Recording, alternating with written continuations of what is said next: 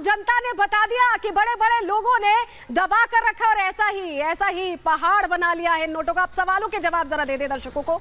2000 का note legal tender रहेगा नहीं, ये बहुत से लोगों के मन में कौतूहल होगा, सवाल कौन रहा होगा, क्योंकि 500 और 1000 के नोट जब बंद हुए थे तब भी वो लंबी लाइनें याद है सभी को। ऐसे में 2000 का नोट बंद हो रहा है, लीगल टेंडर रहेगा? बिल्कुल रहेगा, बिल्कुल घबराइए मत, क्योंकि बहुत समय मिलने वाला है आपको ये एक्सचेंज करने के लिए।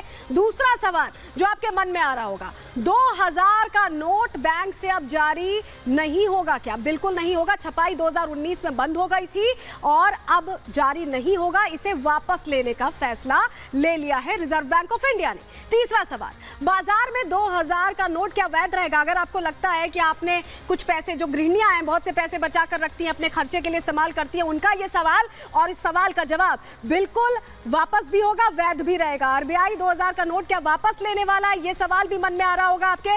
बिल्कुल वापस लेगा, आपके लिए बाकायदा व्यवस्था करने वाला है आरबीआई, अलग अलग काउंटर्स बनेंगे इसके लिए और आप आसानी से 30 तारीख तक, 30 सितंबर तक वापस कर सकते हैं। आप 2000 के नए नोट छपेंगे क्या?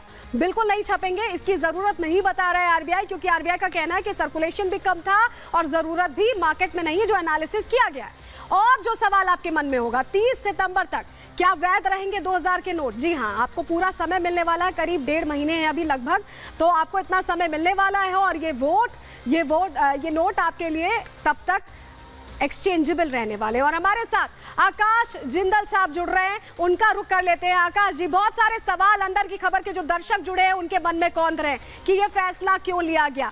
क्या 2000 का नोट सर्कुलेशन में नहीं था या ब्लैक मनी के तौर पर इस्तेमाल किया जा रहा था? 2019 से बंद क्यों किया गया इसे? इन सवालों का जवाब जरा आसान भाषा में दर्शकों को दे दीजिए।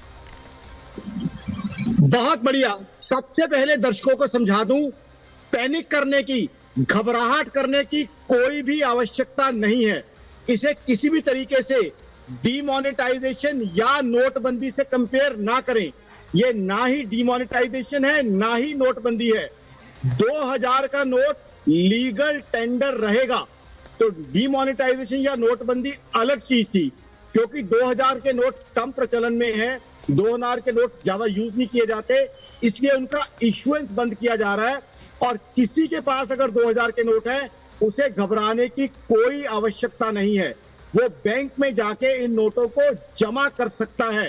तो इसलिए पहले तो किसी भी तरह का पैनिक ना करें, किसी भी तरह की कोई घबराहट ना करें, आराम से देखें। अगर आपके पास 2000 रुपए के नोट है, 18,000 रुपए के, 16,000 रुपए के, या घर में 4 लोग हैं, मान लीजिए 70,000, 72,000 है, तो 18,000 हर व्यक्ति जाके बैंक में जमा कर सकता है। 30 सितंबर तक का टाइम है, एक सफिशिएंट टाइम दिया गया है, और आपके नोट की वैधता किसी तरीके से भी खत्म नहीं हुई है। सरकार या आरबीआई आपके नोट की पूरी इज्जत कर रहा है, आपके पैसे की पूरी इज्जत कर रहा है, तो इसलिए वो डीमोनेटाइजेशन एक डिफरेंट प्रोसेस था। बिल्कुल, ये भ्रम सबसे पहले आकाश जिंदल जी आपने दूर कर दिया कि डीमोनेटाइजेशन से, नोटबंदी से इसे कंपेयर ना करें। ये फैसला बहुत बड़ा है। आप हमारे साथ जुड़े रहिएगा। कुछ और सवाल है दर्शकों के जो आपके जरिए मैं उन्हें बताने समझाने की कोशिश करूंगी, लेकिन